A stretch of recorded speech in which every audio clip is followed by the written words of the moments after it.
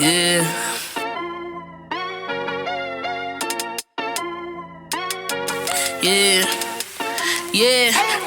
What you know about bench mob? They're speaking the facts that you wanna hear. They rep a jersey, the vision is clear. Diamonds glisten like a chandelier. You know what I'm here for, like Marshawn Lynch. At clutch time, we do not flinch. Real brothers, we do not switch. Hit home runs with the right pitch. Who run the city? What to do when they hating on you? I feel like Kobe 2010. Taking an L, all I need is a win. Business is business, you know how they go. They clearing the seats, now it's time to grow. Tune in now, gotta be in the know. Showtime, bitch, my about to blow. We know.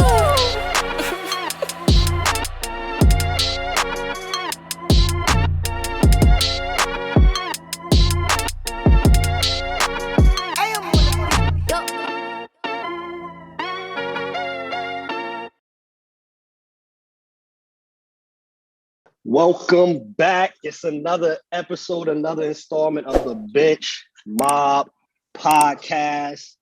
We are back. Thank you for all of our listeners, our followers, our subscribers, everything that tunes in. Bench Mob Gang, BMG, shout out to y'all.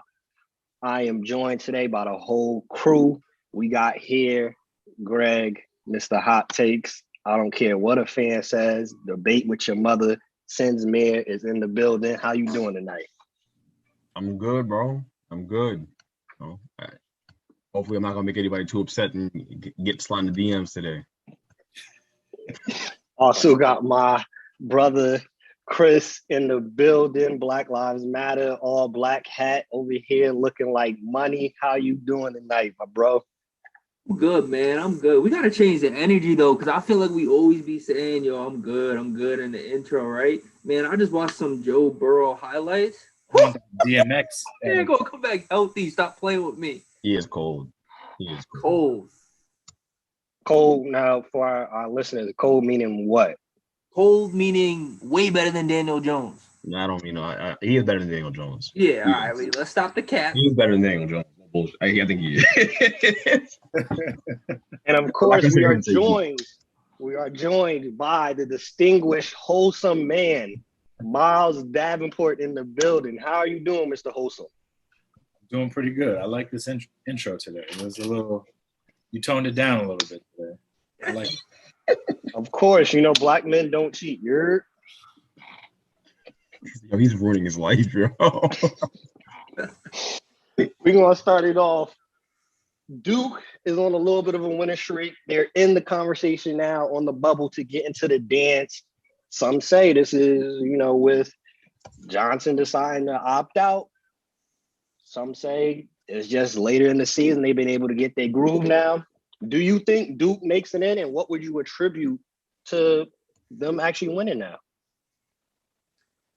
Yeah, you know what it is too, man? Like, when somebody, like a player like Johnson, right, when he steals the headlines away from the team and the focus all of a sudden doesn't come, strays away from the team, and, it's about Johnson opting out and why he left and how, Duke's already having a bad season and whatnot. These men are playing with heart, man. And, like, shout out to the players that are still on the team and are rallying around this season and trying to make something out of it, right? We talked about how the season was dead a few weeks ago just due to the fact that, they were 8-8 at one point, and, now they're on a 4-game win streak. They just had a big win against Syracuse, a blowout win, and then they also won against Virginia by 1 point last week as well. So they got a few more games left, and these are going to be important games for them. And if they can build on this, hey, they definitely have a chance at getting in if they finish the season like 13 or 9 and something like that. So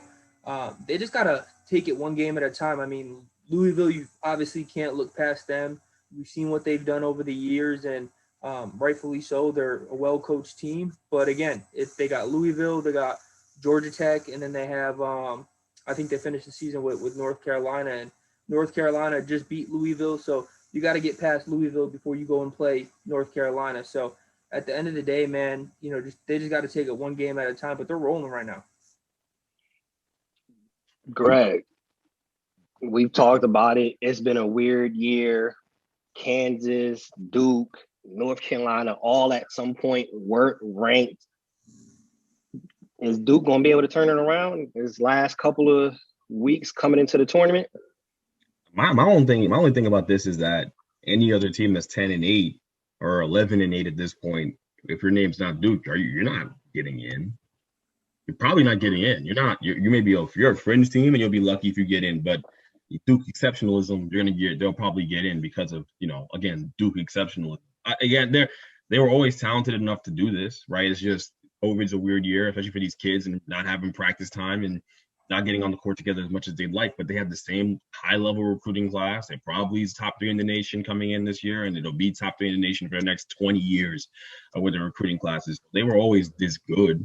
I mean, they beat a good Syracuse team that's 13-6. They love playing that zone, and they're able to beat that. So we'll see what happens. I mean, I'm a little skeptical, but of their chances of making it in. But I also think they will, just because I think it's done by a committee, by people. And again, it all boils down to Duke exceptionalism.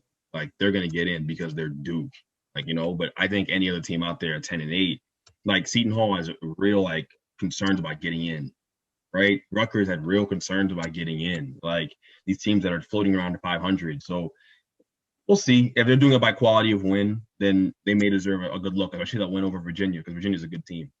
So we'll see what they do there, but I don't know if they're gonna make any noise when it comes down to it. Like, obviously they'll be a good team in the tournament and a tough out, but there are better teams. I mean, Gonzaga's the best college basketball team I ever seen, for real. So they're incredible, like no holes. So we'll see what happens, but any team can get beaten in one game, playoff setting. So, but yeah, they're figuring it out. Miles, you're a part of that committee. Is Duke getting in? I think so. I think they, just because of the name, and I don't think the committee is going to dock them for this COVID year. I mean, everybody's had to go through it. In a normal year, they'd probably be ranked a lot better than this.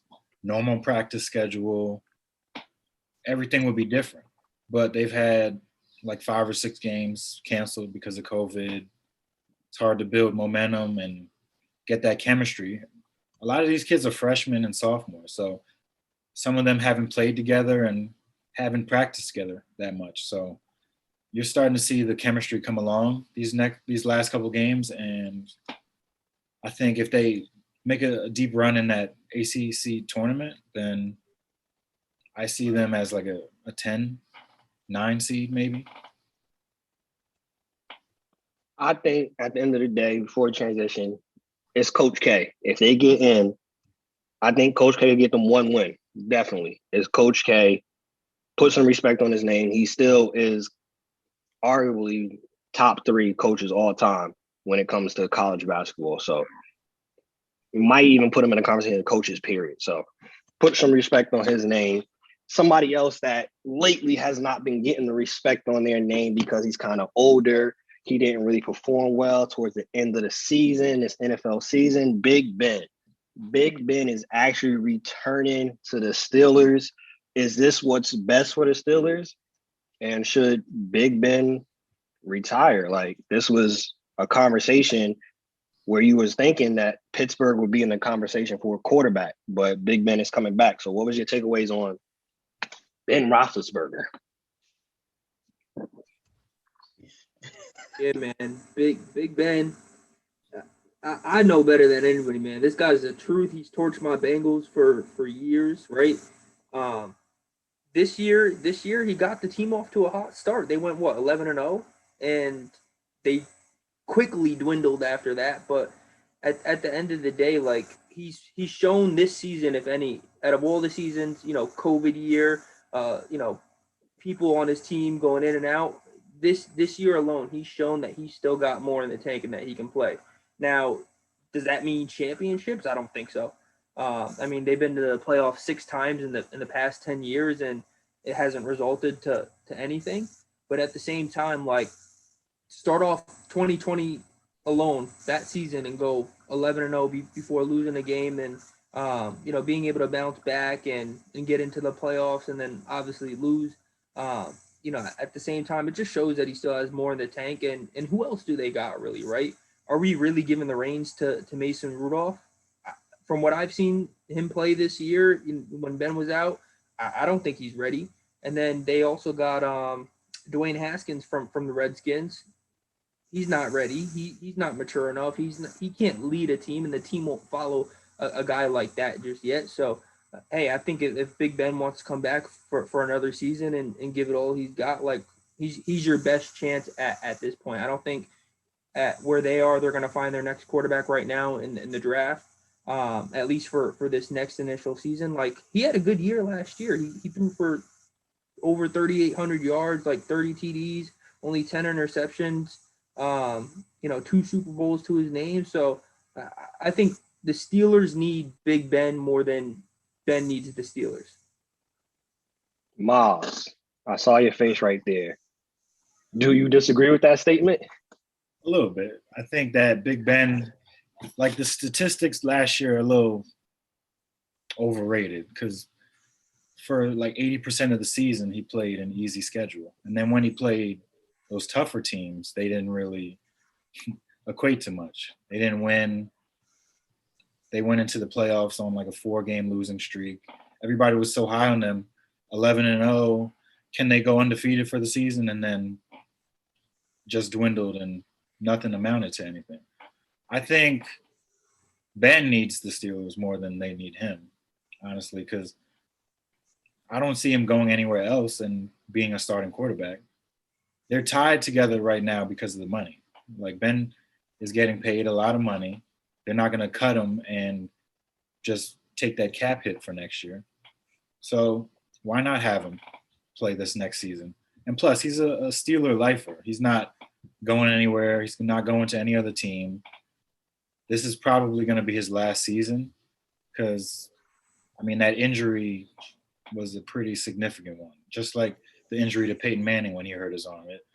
It took the zip out of his arm. So I think this will probably be Ben's last year, and he'll collect a nice bag for it.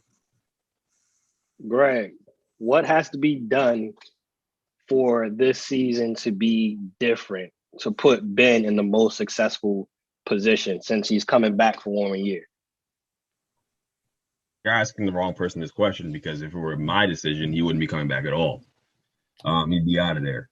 I know he was productive last year and they played pretty well early in the season. He also played with the best defense in the league and played against a pretty weak comp early in the season. Right. So there's that piece of it that's big. But with him, it reminds me a lot of Eli in the last few years, where it was just kind of like he's hanging around, making a ton of money. They're telling you can compete. Obviously, Ben has looked better than Eli did, especially last year, like towards at least in the front half. And towards the end, at the end of that season, Ben looked about as bad as I've seen any quarterback look ever. So, it's tough because you're putting yourself in a position where you could deal with that again. You lost Marquise Pouncey on the line. You're going to need phenomenal line play for that guy to be able to be successful. And the Steelers didn't have a run game. So I could easily see them going and drafting Najee Harris from Alabama this year and letting him just, try to generate a run game around him and trying to add some balance to the offense, which would be necessary, right? But then do you bring back Juju Smith, right, for him? And I know there have been rumors that he might be let go, like they might just let him walk, like, right, and let him go to free agency, which would be interesting. There's a lot of play for them. But if I was trying to target a quarterback right now, I don't know how serious they are about Dwayne Haskins. I don't know that if they think that Dwayne Haskins can go in there and start right now. But if I'm them, I'm doing everything I can to get off this contract, get Ben up out of there, and it's gonna be difficult with all that money you're gonna give up on the cap hit he's gonna be. But I would go after Sam Darnold if the Jets come off of him. That's who I would go after if I were them. It's the most reasonable quarterback for them. He's got talent. I think he's a good quarterback, and I think he'd be a really good quarterback in the NFL with the right pieces around him. Right? He's super talented. Last year he made some incredible throws. Sam Darnold. I mean, he made one throw running across his body, throwing it to the right side. He does all types of weird stuff. He's a gifted athlete, and he's got gifted arm talent. I can see why teams fell in love with him. When he was getting drafted. It's a shame it didn't work out with the Jets. Although I feel like if the Jets gave it time and tried to make it work, and give him an opportunity, right, gave him guys to throw the ball to, it'd be a little bit different. But hey, let him walk. A team like the Steelers should be all over that. They should be ready to trade whatever they need to trade to get him. And then when you get him, you reset. You still got a real good team in place. You still got a real solid defense in place. You can compete for the next 10 years. Now you start all over again. And so it's a good way to reload for them if Sam does come free. we'll see. I think the Colts getting Carson Wentz took one team off the board that could go after that or after Sam. So you have less competition now than you would have before. The market's a little bit cleaner for you. So they should go after Sam Darnold. We'll see. I hope they do for their sake. I know a lot of Steelers fans are pretty pissed off about the idea of Ben coming back. They are over it. They're done. It's over. So I'd love to see Ben walk away. But will he? Probably not. Yeah, I think that'll conclude this topic. I'm of the same mindset. I thought he was going to be first in line for AARP and get his benefit from the NFL. To see that he's coming back, I don't think that's going to be the best thing actually for the Steelers or for him. As you mentioned, it's no run game. So if y'all think y'all going to have Ben throwing 40, 50 times a game again this year, I don't think it works out for them. Transitioning flag on the play segment.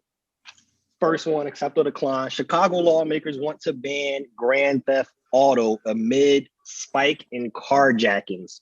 Accept or decline? Decline. Stupid. This is so stupid. So what they thought the reason they think the reason why people are stealing cars in Chicago is because kids are playing Grand Theft Auto, and not because they're in Chicago. I don't know. No offense to Chicago, but not because of just the terrible circumstances a lot of these guys come up in. I feel like cars getting stolen is normal in a lot in tough neighborhoods. And so I mean, if it's an uptick in it. Yeah, they're saying it's a spike. Gonna change anything. I don't think it's gonna change anything. They're saying it's a spike, and specifically with kids that aren't even able to drive.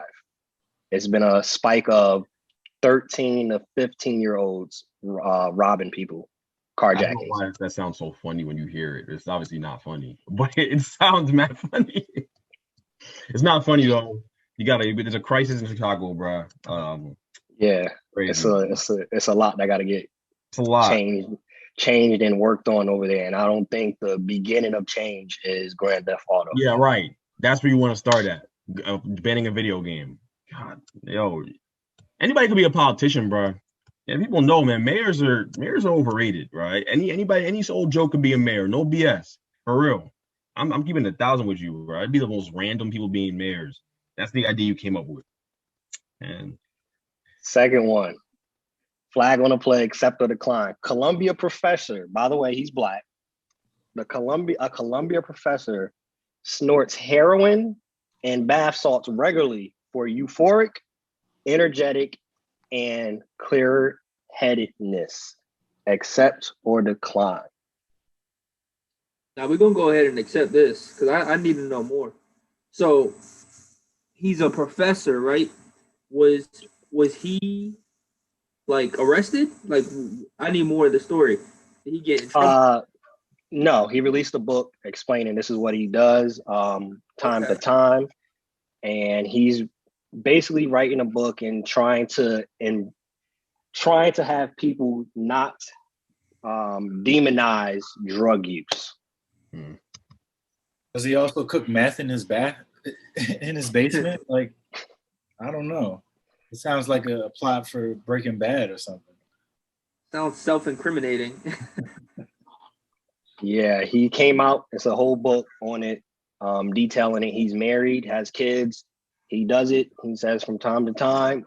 It definitely sounds like an addiction. He says it's not an addiction, but he does it from time to time. And he says he goes through withdrawal, but it's all worth it because he's able to have a clear head and it's euphoric. And a quote in his book, it says, it makes him feel nice with 7 eyes.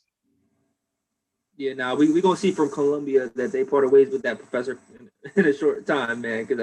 I think you'd be surprised how many professors at Columbia are doing this. It's not just him. People deal with stress all types of ways. And being a professor at Columbia High School, shout out to Columbia High School. At Columbia University it's rigorous, and it's rigorous for the students. I'm sure all the students are drugged out. We know that already. We know how that goes. So I'm not incredibly surprised by this, and I wouldn't be surprised if he's doing drugs with students, to be honest, like just with them, like in the same quarters as these kids. It's a lot going on behind the scenes at these rigorous instances. Like, you walk on Columbia's campus, it's a different vibe. It is not. I went there. I visited there.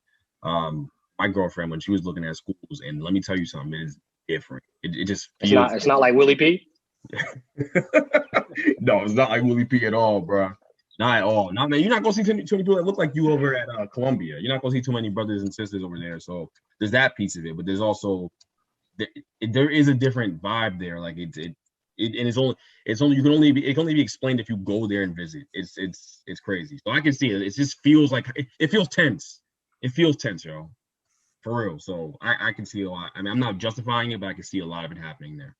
Yeah, I'm sure it's a lot of people that do drugs, do crack, cocaine, all of that. He's just speaking on it. I don't agree with it. None of y'all have to worry about me clearing my head for the podcast, snorting heroin. So I won't be on the horse. Next one, flag on the play. Dez Bryant wants to play 2 more seasons in the NFL, and it is expected that it won't be with the Ravens. Accept or decline? Decline. He's washed. That's my statement on it. I'm gonna accept just due to the fact that like I don't think he's gonna. I know we had talked about it earlier. I don't think he's gonna make a huge. He's not gonna make a huge impact on another team. Like at this point in his career, I don't think he's washed. I still think he can come in and get his touches right, kind of similarly to like how Frank Gore got his touches with the Jets, and just enjoyed playing the game and he played his role with them. I think he could come and play his role on another team and just get some touches with a team that's weak in wide receivers. He could go to the Jets and be a starter and play. You know what I mean? Oh no, you don't have any. We talking about Mark Ingram? Where there's no explosion there. You talking about Dez Bryant, Greg? Dez? Oh, Dez. Oh. It's not even a fun topic, yo. I mean, Dez can go get some touches somewhere. I mean, the Jets do not have receivers, Miles. I'll give him that. Yeah, come on. I don't know who y'all playing exactly. That's definitively better than him. Yeah, we have guys better than him. I don't know. A lot of guys out there better than him right now. Nah, I think who's he separating?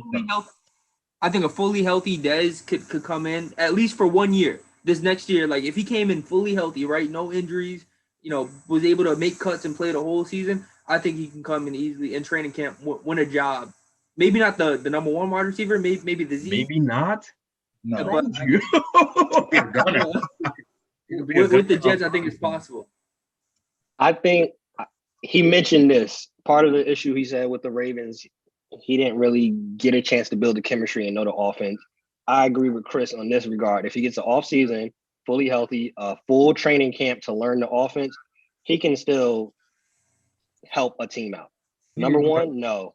Number 2, no.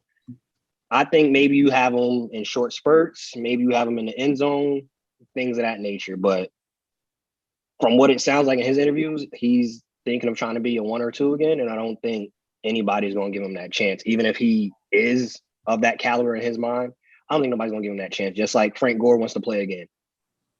I don't know if anybody's going to give him another contract. Somebody will, but I don't know about Dez.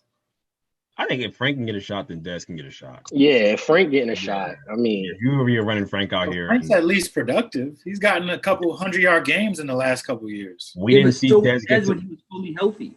We didn't get to see Dez be fully productive the way he's talking about because Dez didn't get those touches. I'm not saying you should throw Dez the ball a million times in the game. You shouldn't. But can he go in there and catch the ball on a third down or a crucial third down and jump ball? Yeah, he can. Okay. It's not that washed, bro. It's not that bad. He can go in there and help a team. It's not that bad. Miles be just so disrespectful. We're not even going to talk same about amount of separation as Jason Witten. There's no separation. He gets the same amount of separation as Jason Witten now. Jason Witten never got separated. Jason Witten was a big body. His big body. He's doing a big body, you, bro. Like and Dez can too though. Dez is a bigger receiver, by the way. And he could be a tight end. He doesn't. Oh, he's crazy. Transition and best fit for the Washington football team. They're obviously in the running for a quarterback. Alex Smith came out and said, essentially, they wasn't rocking with him. They didn't expect for him to come back. They was actually trying to put him on the injury reserve. They didn't think he was going to come back. They thought it was a nice story. Hey, you're working out. They had no intention of playing Alex Smith last year. He messed up all their plans. Alex Smith basically came out and said all of that.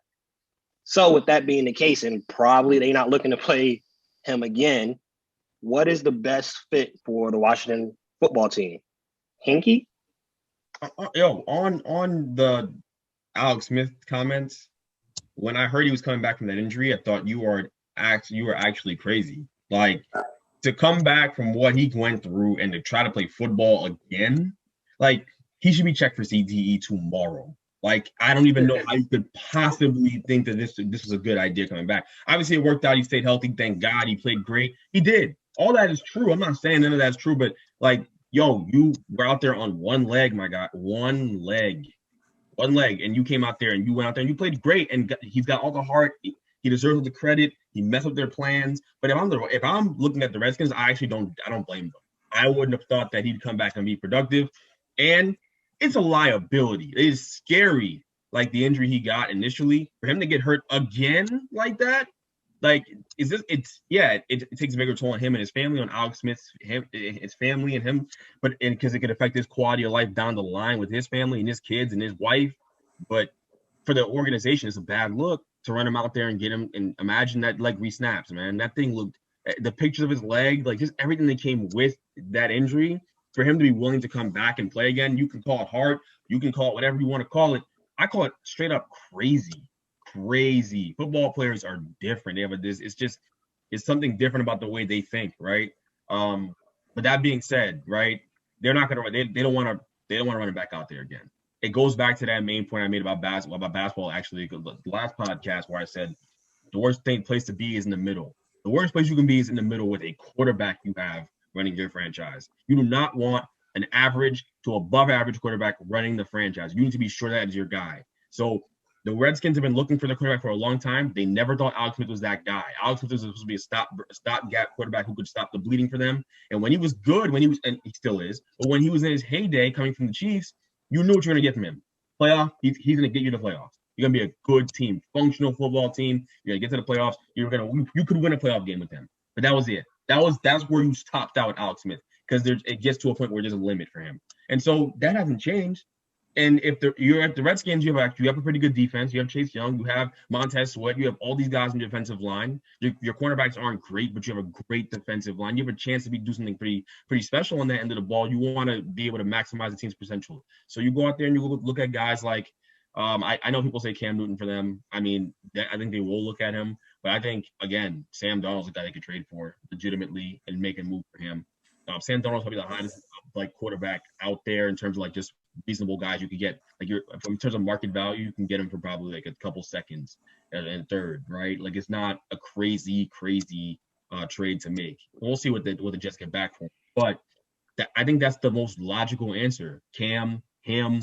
I mean, obviously, I think every team should be on the Deshaun sweepstakes, but they're not taking calls on Deshaun. So prayers up to Deshaun. Looks like he's stuck in Houston. We'll see what happens with that.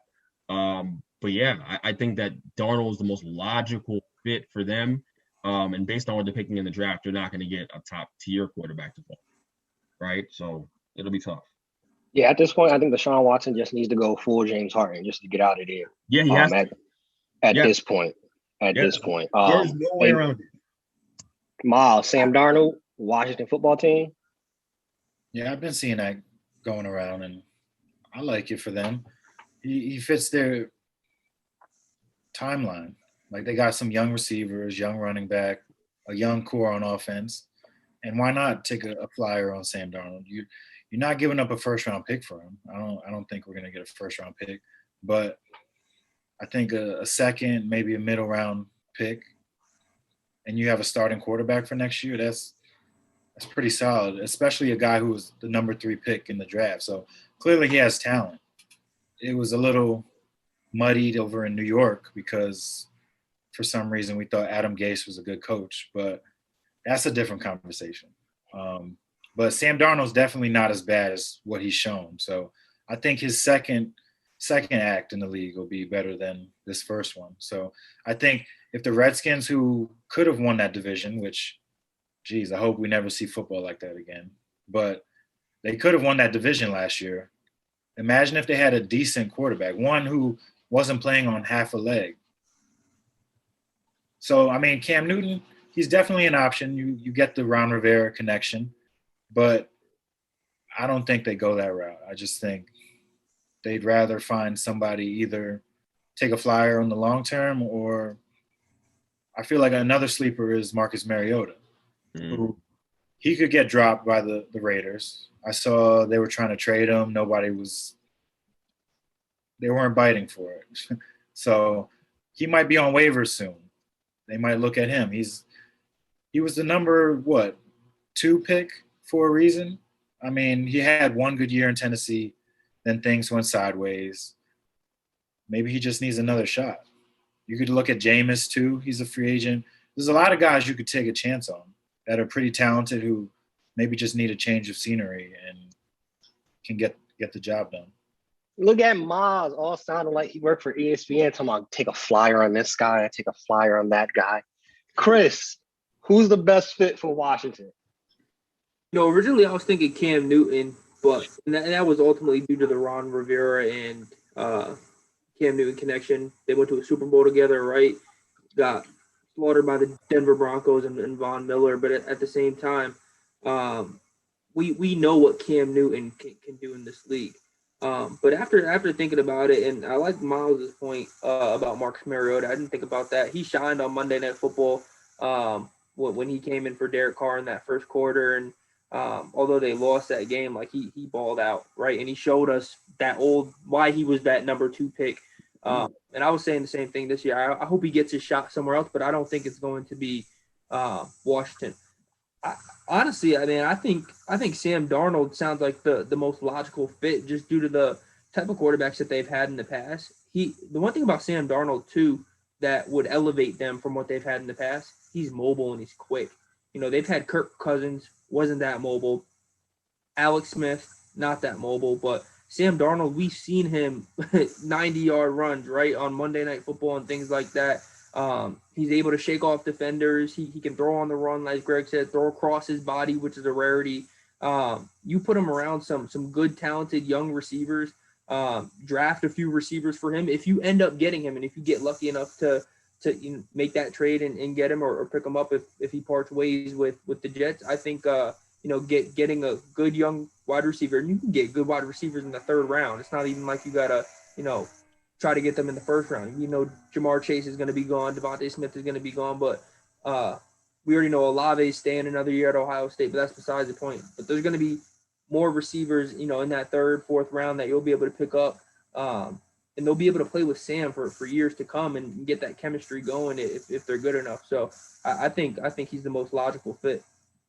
Real quick, tell me your thoughts on this. They already have came out and said that they are looking to change their name in 2022.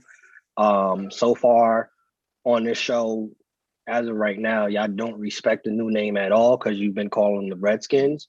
So what are some ideas that y'all have towards the name change? Now, hold up. We're going to do some finger pointing right now because the only person that I've heard call them the Redskins is Greg, and I don't know why he's looking crazy like that. I would never dare to continue to call them. You did say it a couple of minutes ago. He's like, yeah, the Redskins. Hold on. Oh, I did? No, Greg.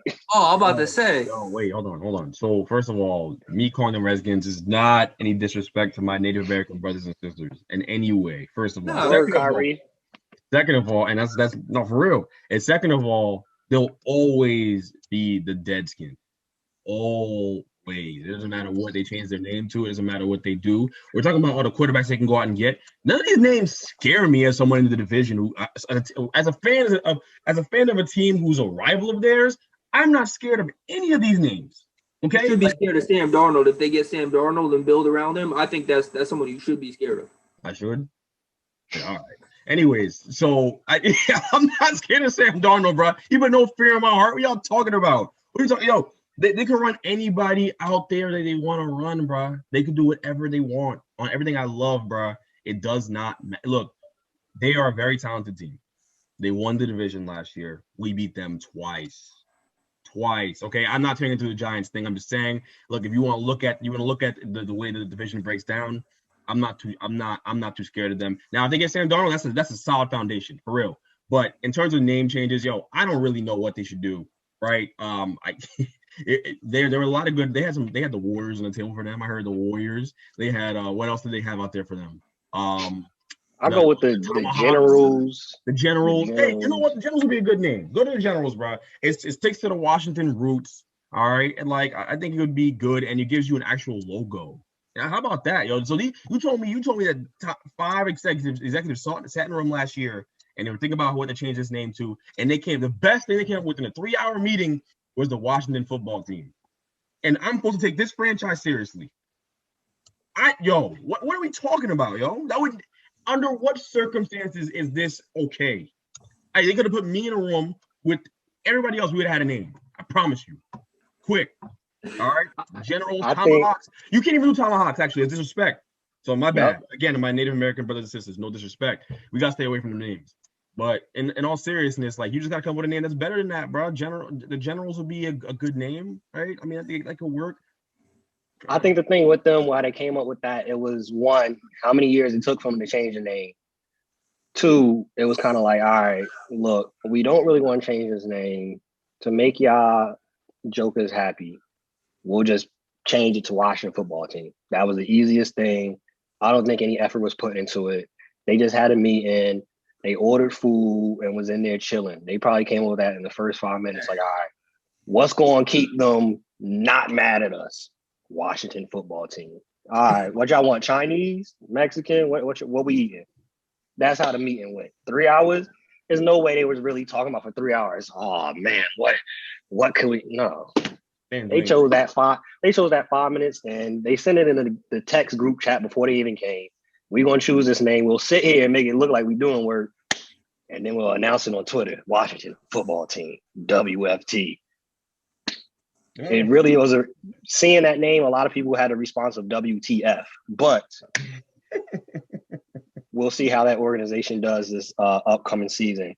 Transition to cap or facts. CEO and Governor Mike Grobeck accredits the struggles for the Celtics to Kyrie's departure. Cap or facts? I need to learn more about this. So, are they blaming Kyrie even in his departure for them sucking as a basketball team and Danny Ainge not doing his job well? Like, what exactly is it? I don't understand. He exactly said Kyrie's departure has affected free agency and them being able to recruit free agents. And after that, it caused a domino effect, causing the struggles of the Boston Celtics. They just stop blaming Kyrie for everything. Just get over it. It's over. Like, the Kyrie thing is done. All right. Like, I know I come to Kyrie's defense a lot on this podcast more than anybody else. Shout out to Kyrie Irving. Come on the podcast, bro. I got you. You know, I got you here, like, for real. But in all seriousness, they need to stop blaming Kyrie for everything that's wrong with that organization, okay? They didn't take the shot when they had it. They had all these picks. They did Isaiah Thomas wrong. He's blaming it on the wrong thing. Where they messed up was how they treated Isaiah Thomas. That's when things went downhill. Now free agents didn't want to come there. It's not about Kyrie. Does that guy have sources or something like that? Because we know, without any sources, what Anthony Davis' dad said when Anthony Davis was looking to leave the Pelicans. And the Pelicans were trying, and the Celtics were trying really hard to deal with the Pelicans to get Davis. And his dad was like, that's never going to happen. Look at the way they did Isaiah Thomas, right? In real life, that's how that played out in front of us. The doctors literally caught the doctors for malpractice on the way that they diagnosed that guy's hip. That's what happened, right? He ran out there, and Isaiah Thomas said after the fact, if I knew like what the consequences would have been for me playing in that playoff series after his sister had passed, he never would have done it because he never would have wanted to breast the bag. He played that year with no guaranteed money coming in after. And that's why Isaiah Thomas is in the situation he's in now. He belongs in the NBA, right? I hate to change the topic to him, but he belongs in the NBA. He's just as gifted as he was then. He's still got all that talent. He really does. He belongs in the NBA, no question about it. But it's because of what happened with the Celtics, and we all know that. So when NBA players see that play out and these guys talk, they're not going to want to come play for your organization. It makes it harder to trade for them because they're not going to resign. So it's not about Kyrie. Like, Boston fans have this weird addiction for blaming Kyrie for all their issues. It's never really been about Kyrie, guys. It's been about Danny Ainge's inability to pull the trigger and make the big trade for the superstar player. He has never done it. He had all the chances to do it. Yeah, Danny Ainge often goes under the radar when it comes to the blames for the Celtics and where they're at. All those picks, which is why you're gonna have to watch Sam Presti over in OKC. If this don't turn, they got the picks for the next 15 years. If this don't turn out to actually close to a championship run, all that's not gonna matter. All them picks, it's gonna be the same situation with Danny Ainge. You got all them picks, and you got nice players, Jaylen Brown, Jason Tatum, but as Greg said in the last episode, they're in the middle of the pack. Here's what I'll say too about Sam Presti and why he's a lot more lucky than Danny Ainge. Danny Ainge doesn't get to hide as much. I know he hides for obvious reasons. He's in Boston, he's white, he's in Boston. It makes sense, right? Protect your guy. But if you're really looking at it, like Sam Presti being in OKC, he's in an impossible situation. Mid-market team in the most unsexy part of the country ever. It's not a destination. He's not going to be able to attract free agents. He's going to have to trade for a star player who he knows is a rental. No one's staying. So that's the thing about their situation. But he's going to build a good team there. So I think he'll ride that thing out for a long time. Him getting all them picks, he's going to ride that thing out for a long time. But if you're in Boston, there's an expectation of winning championships. They're a big market. They're considered a big market team. They're considered a team that wants to be good. Boston sports, they want to be good at everything, and they have been good at everything, right? It being fair, they've won championships in every single sport. They've had a lot of success, right? But Danny Ainge gets a pass because Danny Ainge is an old-time Celtic, right? For not pulling the trigger with those deals. And when you're in these big market organizations like the Lakers and Celtics, there's no excuse for that. You don't get a pass unless, of course, you are a white man in Boston. Nothing better. Hey, Jeannie Buss had to fire her brother. You know what I'm saying? Like, yo, it's cutthroat out here with these big market teams, and Danny Ainge is over here sliding, letting dudes blame it on Kyrie Irving in the media. It's your fault, bruh. Like, he should have been fired. Incompetence. He put it together. He robbed the Nets blind, and he doesn't take advantage of that trade. I know you got Jaylen Brown. I know you got Jason Tatum, but you don't. It's an arms race for superstars in this league, and you treated Isaiah Thomas horribly. You messed it up. He was their star. He was an MVP candidate. He was top 3 in the running. And you treated him like that. You booted him out like that. And you expect the guys to come in a league where guys talk, in a league where guys move around more than any other league? Nah, bro. That's a fireable offense. Half of your job as a general manager is to protect the image of your brand, which is the team. And he didn't do a good job of that. So here we are. And I love it. I'm a New York guy, so I don't like Boston sports, but I'm also just giving you that real. Like, it's just that real too. Like, he should be fired. Gone. Next cap or facts. Staying with Kyrie. Kyrie has came out and said that the NBA logo should be changed to Kobe Bean Bryant. Cap or facts? I'm gonna say a cap. It's not going to happen. I agree. But I know the NBA is not going to change it from Jerry West, and I'm very confident they're not going to change it to a black man. But are you saying should it be, or is it going to happen? I think it's not going to happen, but it should be. Okay, I think it should be too. Yeah, I think we're all in agreement that it should be, but do we see it happening? No. Like Greg said, it's a league ran by white men. We're not even getting the respect when it comes to, having the decision not to play the national anthem, right? It's enforced. It has to be played. Like, to change the logo to a black man, like, we not even getting there. It should be there. Kobe's that I completely agree, but I doubt they're going to do it. Last one, cap or facts. Coach Spoelstra says Jimmy and Bam should have been all-stars, but because of their record, how they started off, they are not all-stars. Cap or facts? Facts. Easy. Oh, by the way, that the Heat and the Lakers both got screwed by the NBA because they had the shortest offseason of all time.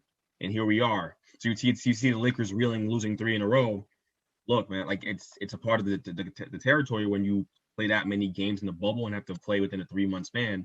Same thing with the Heat. The Heat are going to be just fine. They're going to be just fine. They're going to get in the playoff. Like Jimmy said that. Jimmy's absolutely right. They were just resting Jimmy. They just, hey, man, we got to get you rest when you can. We'll be bad at first, but we will go on a run. Miami historically goes on runs. But yes, like those guys are both all-stars. We know that. I'm not sure who doesn't make. I think the more fun conversation is who doesn't make the team under normal circumstances. Because we're about to get into that. Yeah, Transitioning, perfect transition. Look at Greg over here working for a podcast company, transitioning to the next topic. Smooth with it. Who were the all-star snubs? We hear everything from Trae Young. We heard Devin Booker, who got in because of AD's injury. But if AD wasn't injured, Devin Booker was a snub again. Something Jalen Rose said, which I agree with completely, and it happens every year.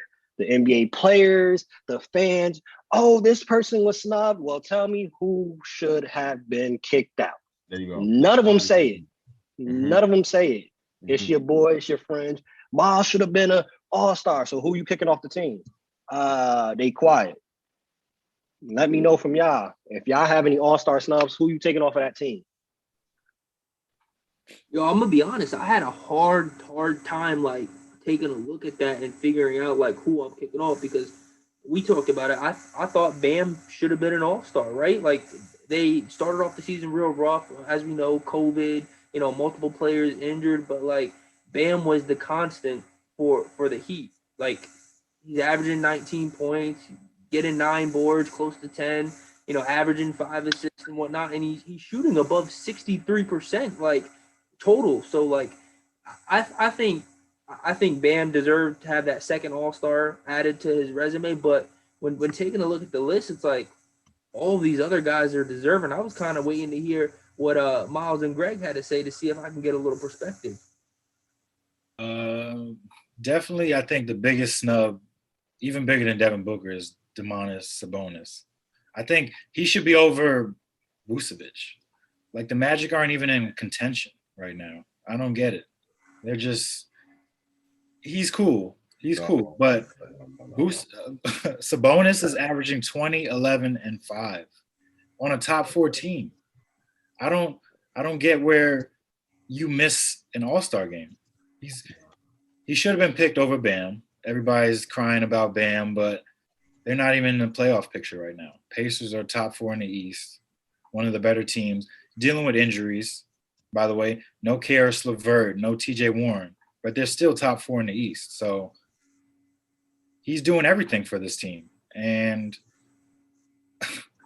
that's the one I was more puzzled about, Sabonis not making it. Miles, real quick, do you think that is solely because they're a small market team? That's what Miles Turner mentioned. He thinks is because they're a small market team is what factored in them not getting in. Maybe. I mean, they do factor 50% of the vote is fan vote. And I don't know how many fans there are in Indiana or outside of Indiana who know about the Pacers and Sabonis. So I think that plays a huge part in it too. One of the names mentioned before Greg goes, I just want to put this out there. My boy Johnny sent this to me. He asked for us to bring it up and talk about it on the show, and I completely agree. Everybody was saying Trae Young, Trae Young, Trae Young, screaming Trae Young, Trae Young, Trae Young. I'm going to throw a stat out there just for our listeners and for everybody that was screaming Trae Young. 62 and 118. The Atlanta Hawks record since Trae Young got drafted there. You can't have Trae Young in there. But go ahead, Greg. There's no way Trae Young is an all-star. I just want to put that out there. He's not an all-star. He's not top 10. He's not the point guard of the future. None of that. Stop it. Trae Young is one-sided. He's a defensive liability. He's not the next Steph Curry. Stop it. Till he impacts winning and he beats the teams that they should beat, I don't want to hear it. Stop bringing up Trae Young's name. Go ahead, Greg.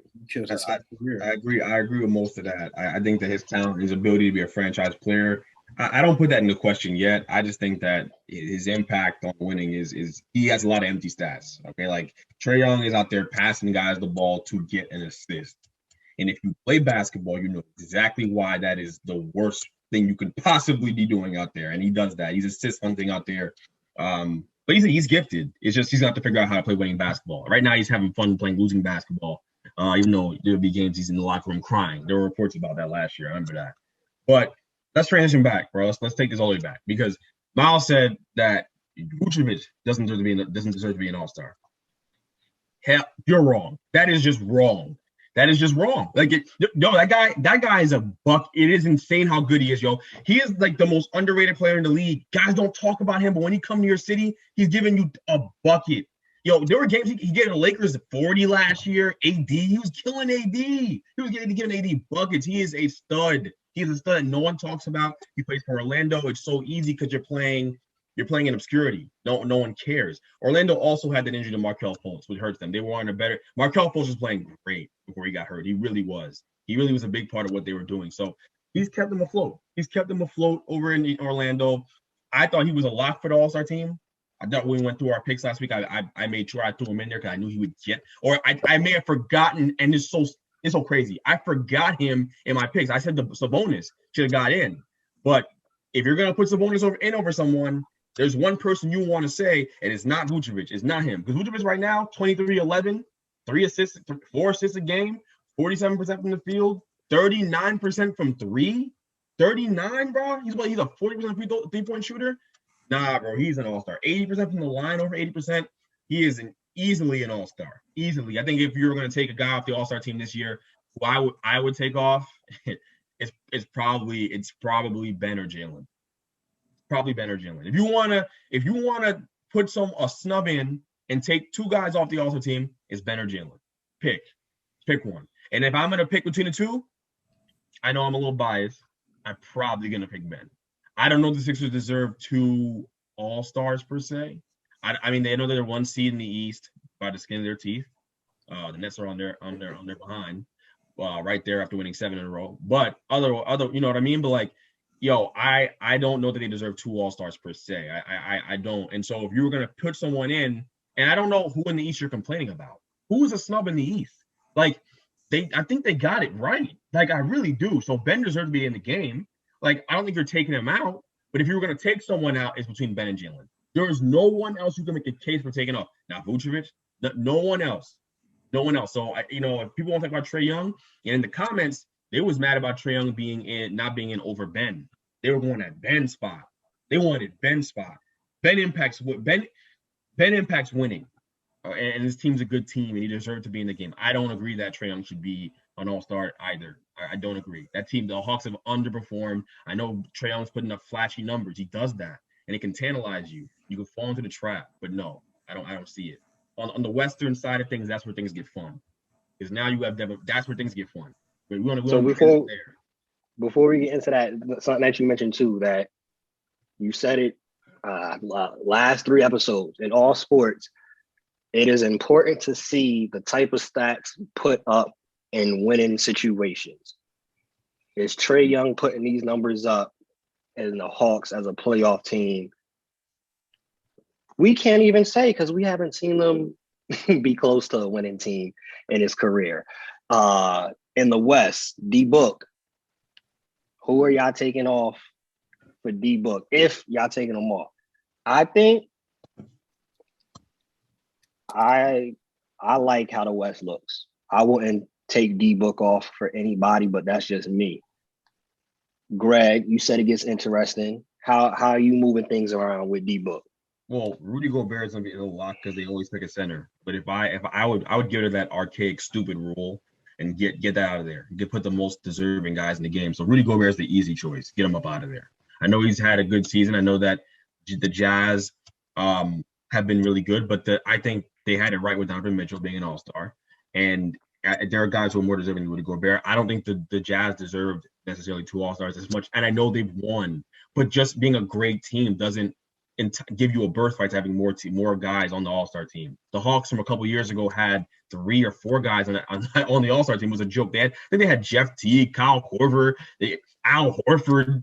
They had a bunch of guys on that team a couple years ago when they got swept by the Cavs, right? So that's kind of where I'm going off of. I get PTSD from that memory. But if I'm gonna go here, it's Rudy Gobert's easy choice. I also would put Booker in over Zion too. Zion's a lot of fun. It's great. He's gonna do some great dunks. He's gonna put on a show in a dunk contest. The dunk contest y'all didn't want, by the way. It's gonna be a hit. Just wait. It's gonna be fun to see him in that. But I think I'm going Booker over Zion. Easy there because Booker's impacted winning.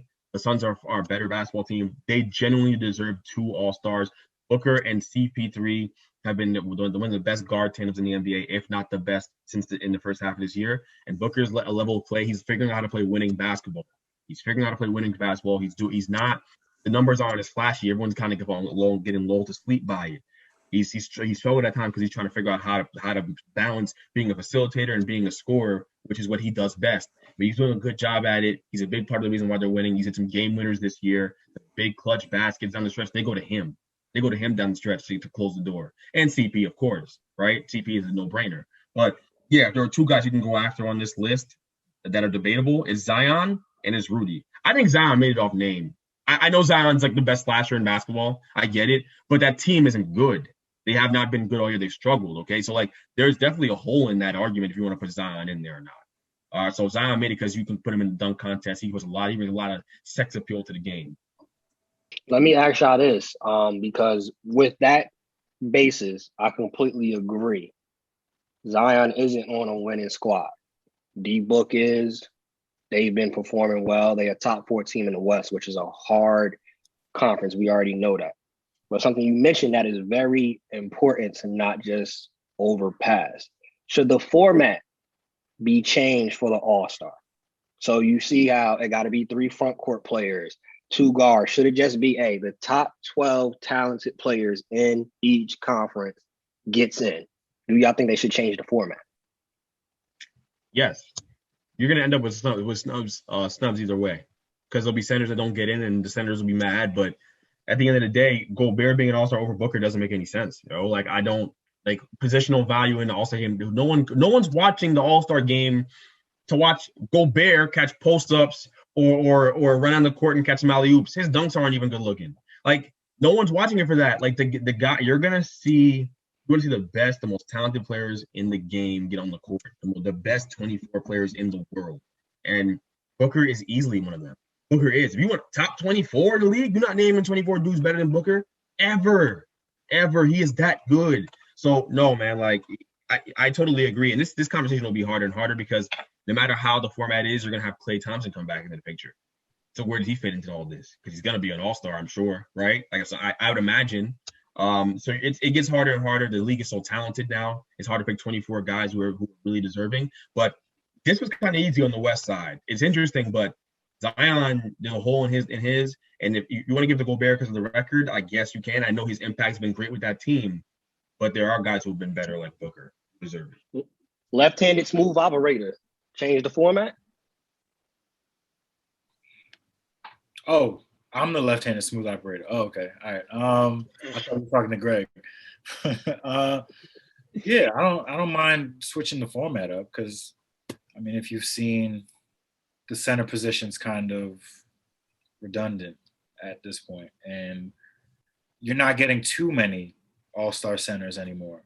So now you feel like you have to pick one just to fill a position on the ballot. I mean, Rudy Gobert, he's good. He's helped that team be the best team in the league right now. But like Greg said, do you really want to see a guy blocking shots and getting alley-oops in an all-star game? I don't know. I think I'd rather see Devin Booker cooking guys off the dribble than Rudy pick and roll, lob city. Like, that's not that special to me. I think maybe what you could do, just an idea on regards to the format. Nikola Vucevic, Rudy Gobert have been balling. Maybe you have it more members. So, for example, maybe you do 13 to 15 players are voted. That way you get to have that on your resume. I was an all-star, but they still only bring 12. So you got 13 players. We're going to put the center in there.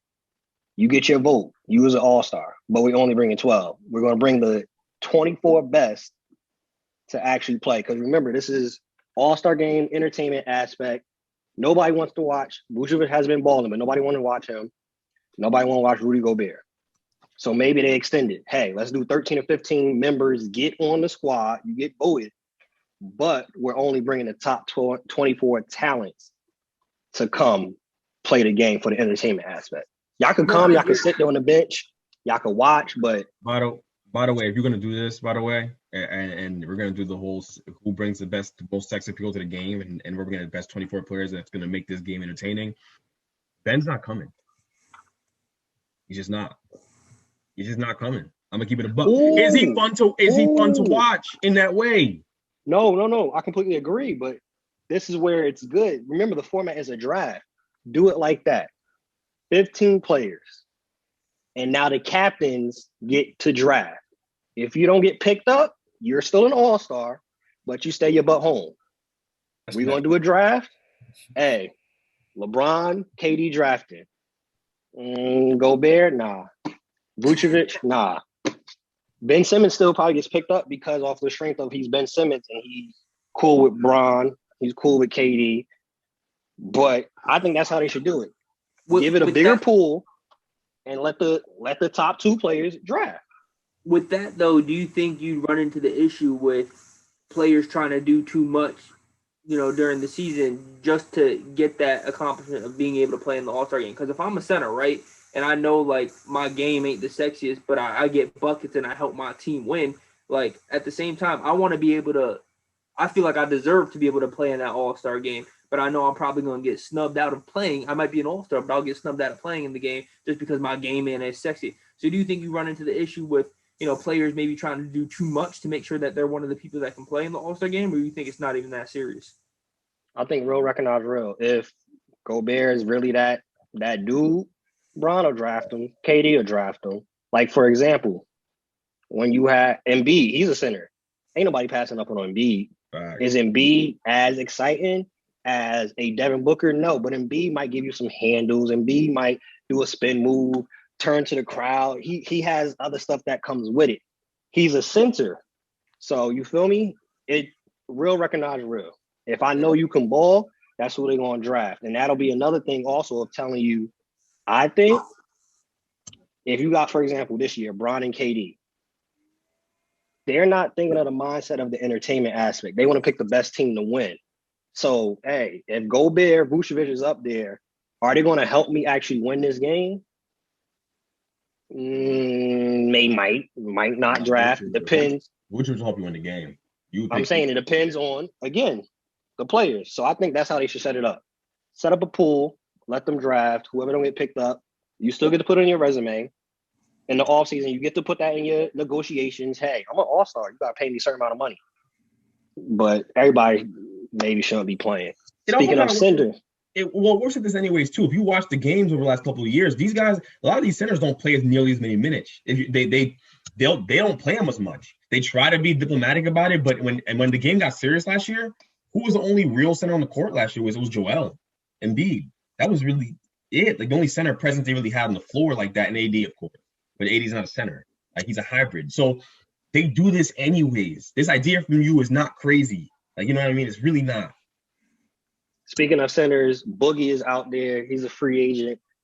Before we close out, do y'all think anybody picks him up, and what team you think works best for him? We hear Lakers, Brooklyn. I don't think he actually works for the Lakers and what they're trying to do, and I don't see him working in Brooklyn either. So, yeah, in regards of playoff teams and winning teams, I don't see where a playoff team takes that chance on Boogie. Yeah, I don't necessarily see him working for the Lakers as well. You know, they already have Marc Gasol, they got Markieff Morris, they got Montrezl Harrell, and they have AD, right? AD's down for a little while. Like, they still have those 3 other guys to hold them down until AD returns. So bringing in Boogie really wouldn't do much and amount to anything.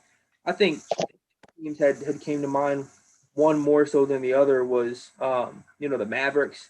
They're 20th in defensive rebounding and 26th in offensive rebounding. But here's the thing about Boogie, right?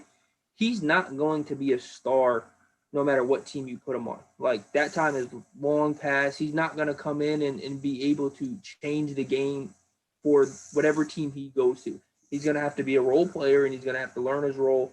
And one of his roles is going to be coming in and giving whoever the big man is a breather to get his win back up or whatever the case may be, and get some offensive rebounds and some defensive rebounds and help get them more possessions. That's going to be his role moving forward. He's going to have to contribute on the glass.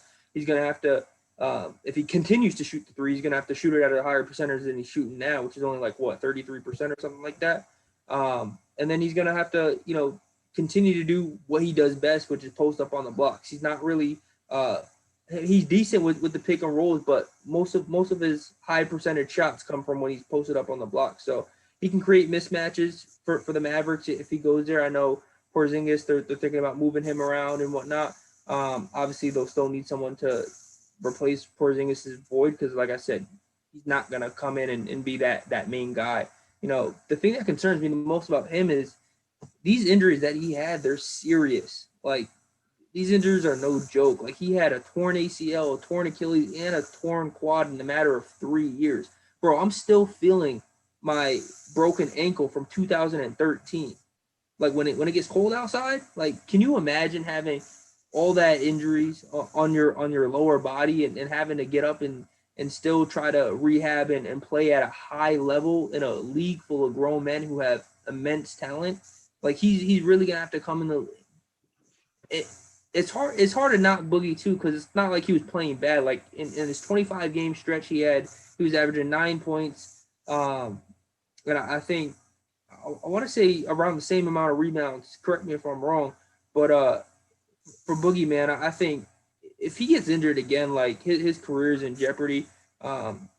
Just due to the fact that he's always hurt, and it's a risk, and teams are going to want someone that they can depend on and help them out in the stretch, whether that be in a bigger role or a smaller role. And I think for him right now, it's going to be a small role. And the other place that I could see him going is maybe the Raptors. He could go there and same situation, come in, get some touches, pop off screens, some pick and roll situations, create some mismatches and more possessions. The Raptors are horrible in defensive rebounds as well. They're ranked 29th. So I can see him going to one of those two teams, but not to a team that's going to really be, a contender down the line. Miles, the great Miles, he does a good job of ending people's careers before it's over. What? Boogie, is he on his last leg? I don't think so. I mean, if he were to get hurt again, then possibly he might be looking at the G League Ignite if he gets hurt again. But I think that he could still be an impact for some of these teams. Like, I like the Raptors as a team that he can be like a good fourth option. I like the Celtics too. They're reeling right now, and they don't really have a center who has an impact on the offensive side of the ball. Like, they have Tristan Thompson, who he's cool, but he's never been known for his offense. They have Tice, who's cool, but again, not known for his offense. They need somebody to open things up for those two stars, and maybe even open up things for Kemba too in that pick and roll game. I like him for the Knicks. I mean, not to be biased, but we do have a hole at center right now.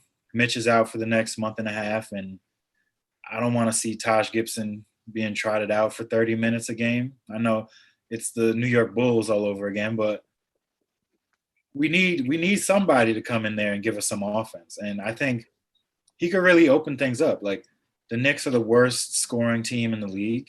I mean, it helps that we are one of the better teams defensively, but if we want to make a playoff run, which hopefully we don't do anything stupid, this could be one of those smart moves where you don't have to give up too much draft capital. You just sign him as a free agent, bring him for the rest of the year, and he moves on after that.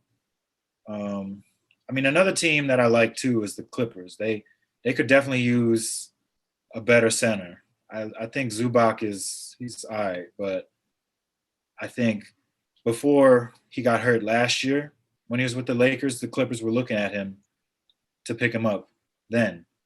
And I mean, he's not a third star anymore. He's not a star anymore, but geez, with Kawhi, Paul George, he doesn't have to do too much.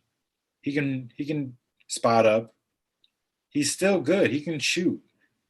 He's shown flashes this year that he can play at this level still, and that he can show what he used to be as Boogie was. But those injuries kind of zapped him of some of his athleticism a little bit. So maybe a smaller role. suits him a little better. So I like Clippers, Boston, and hey, come to MSG. We'll treat you right. You'll get some MVP chance if you play well. I like that Knicks pick. I think that'll give him the opportunity to show what he still has, especially on a team that, like you said, y'all struggle scoring. Defensively is not a problem. That's always been the situation with Tom Thibodeau teams. Defensively, they're going to be top 5, top 10 every single season. They need scorers anytime it's a Tom Thibodeau's team. Derrick Rose, Jimmy Butler. You need players like that that's going to be able to get a bucket. And you have that with Derrick Rose back on the team. As you said, the New York Bulls, you add Boogie, it'll be a little bit more scoring. You obviously got Julius Randle, and I think you put Boogie down there too. It'll help open some things up for Julius Randle, and he don't have to be a focal point where everybody's looking at him. And shoot, because he can shoot, RJ Barrett gets into the lane now too. So I think it'll actually be a good pick for them. G Baby, Boogie, Brooklyn, out of the league, G League at night. What's your thoughts on it? Nah, he's not going to Brooklyn. He's not what Brooklyn needs. He's not going to LA. He's not what either LA team needs. I don't think the Clippers need him either, to be quite frank. And the reason why is because if you watch the Clippers, when you watch them play, like, and I that Nets game really illuminated it for me. Defense is their problem. Like, the Clippers are not good because the Clippers are a great team, but they're not a championship team. Like, they're a contending championship team, but they're not going to win one because they don't have a point guard to set things up, and they don't have a center who's athletic enough to really guard laterally. And when they're in pick and rolls, they're just done. They get in pick and rolls, and Zubac has no chance. So that's the problem with them. That's been their problem, and those two things continue to be their problem. But Lakers don't need them either. Lakers going to go after an athletic young center like a JaVale McGee. It's funny, they got rid of JaVale McGee, and that's exactly who they need. They need JaVale McGee now. Like, they need that. So they're going to go after that. I saw the Suns got rid of Damian Jones, an athletic young center. We'll see if they go after him. But they need a young athletic center. Similar to the Nets. Nets is the same thing. So yeah, he doesn't fit either place. Which means that Boogie's not going to find himself in a situation where he's trying to play for a championship. It's just not going to happen. He's going to find himself in a situation more like the Knicks, right, where you're going to be under the middle of the pack team, where you could be in the play. You're probably going to be in the playoffs. You're probably going to be in the playoffs. So you give yourself a chance to play on some national TV games here, and down the stretch here, and you get to show your value to a team that's up and coming and young. So I think the Knicks would be a good pick, actually. I think the Raptors are a pretty good pick there, too. And the only reason why I think they're a good pick is primarily because the Raptors play great team defense. They're coached great on defense. So he doesn't have to be individually great on defense. You know what I mean? Like, they're going to hide the fact that DeMarcus can't move left to right on that team. So it'll be a good place for him to kind of go hit some open threes, play with smart guards, like heady guards like Fred VanVleet, Kyle Lowry, who are going to give him the ball as well. So, that's going to be a good spot for him too. But yeah, I think those two spots are good. The Raptors, the Knicks, primarily. And I think the Celtics are just so horrible. They can take a flyer on DeMarcus. Why not? Nothing else they're doing is working. They just lost to the Hawks at home. Trae Young went in there and had 33 points and 10 assists as we were talking some trash about him. So there he goes. But I mean, yeah, the Celtics, they could use a little bit of energy, and acquiring a guy like Boogie who can go out there and help out with the scoring a little bit may be a good pickup for them too. Just trying something new on that end. And it's cost effective. He won't cost you much to bring him in. So those are some spots for him. But he's not done. He's not done. He's just also never going to be Boogie ever again, because those injuries are ridiculous that he piled up. And when we talk about soft tissue injuries, it's just different. It's just different than hurting yourself with broken bones and things like that. It's much harder to make the comeback, honestly, for these doctors. I mean, it's unfortunate, but he can go in there and help teams and play on veteran minimum deals for a long time. Yeah, another thing too, like Boston, as Miles mentioned, the three centers they have, Tice, Thompson, and Robert Williams, all are defensive-minded type of players. They don't really get any buckets. And I think Robert Williams should get some more playing time. He's that athletic big that you're talking about, but in regards to scoring, it's not happening. And in the Lakers, I was probably one of the only few Lakers fans that said this. They should have kept JaVale or Dwight or both of them. Marc Gasol is a slow big. He's slow on defense. He's great with passing. He'll get you some buckets, great IQ. but slow. And what I think was one of the major factors that helped the Lakers last year is to be able to have AD come out and you got the option of JaVale McGee and Dwight Howard, who both still have a lot left in the tank. They both still athletic. They both could come in and get you 9 to 10 rebounds, 2 to 3 blocks. They led the league in blocks last year. They were averaging almost 8 to 9 blocks a game. 2 to 3 to AD, 2 to 3 to Anthony Davis, to JaVale, 2 to 3 to Dwight. I think, depending on what the Nets do, that can hurt LA. If the Nets get some more depth in that center position, you might see a long series in the finals, depending on what the Nets do. What do you mean? You might see a long. I don't understand that. If the team currently constructed, it's Lakers in 5. The team currently constructed. Yo, we don't believe that. It's Lakers in 5. You don't believe that, yo. You don't believe that. I picked the Lakers. Keep Bruce this in mind. I picked the Lakers, yo. That's a 6-7 game series as currently constructed. I'll give you 6. It could be 7. Bruce. I don't know about 7 because at game 6, Bruce Brown's going to be guarding Anthony Davis. We're good. No concern. But y'all know the vibes. If you stay ready, you ain't got to get ready, bitch mob. We out. Peace. Peace.